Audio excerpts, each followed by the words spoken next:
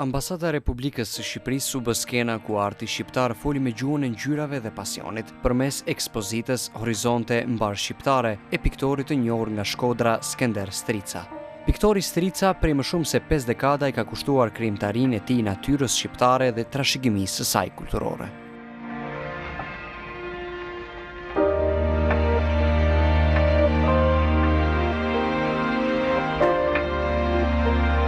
Ambasadori i Shqipërisë në Kosovë Petrit Mala i vlerësoi kontributin e artistëve shqiptar në promovimin e imazhit të vendit dhe theksoi se kjo ekspozitë është vazhdimsi e përpjekjeve të ambasadës për të sjellë artin dhe kulturën shqiptare më afër publikut ndërkombëtar.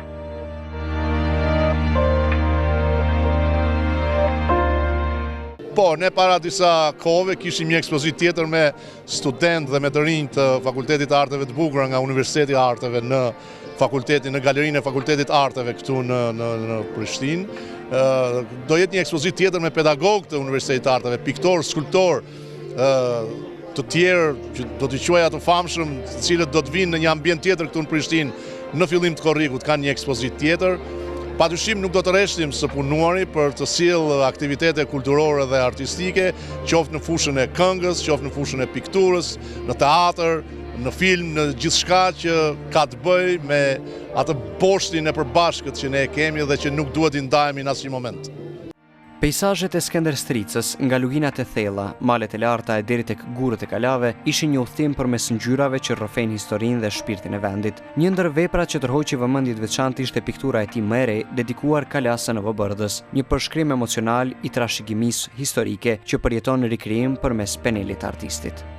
Në fakt, po të vëshëre në koleksionin tëm që është me qindra piktura, ka me dhjetra, mos me thënë me qindra, objektet e trashëgimisë kulturore, të cilat mu më ngacmojnë vazhdimisht dhe kuda që kam lëviz, e para kërkesa ime ka kënë ku janë objektet kulturore të trashëgimisë tonë, që i kena me shumicë, po shpesh e kena të dëmtume, të jo të mirëmajtuna. Fatmirësisht Shkodra ka kalan më të madhe në Ballkan dhe kena linë dhe jena rrit me i kala, por kalat mrekullueshme ka edhe Berati, ka Lezhë, ka Elbasani, ka Gjenukastra, kuda që shka në Shqipëri ka kala. Dhe u interesova edhe për në Kosovë, a ka më një kala këtu? Më thanë i ka, për nuk i ka kështu.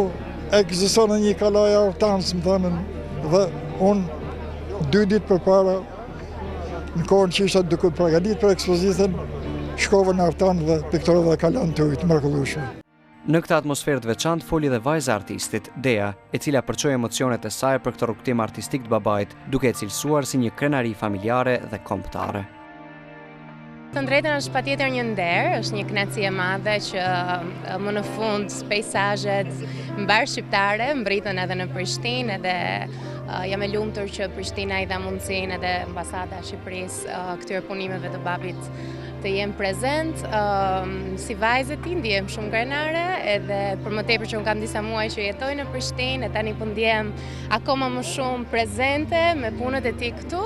Dhe shpresoj që publiku ta ketë pëlqyer, ta ketë pikpritur, duke që ka shumë dashuri edhe është bukur që ka edhe peizazhe të Shqipërisë, po edhe të Kosovës edhe të treva të tjera shqiptare këtu. Shpresoj që t'i pëlqejë dhe publikut.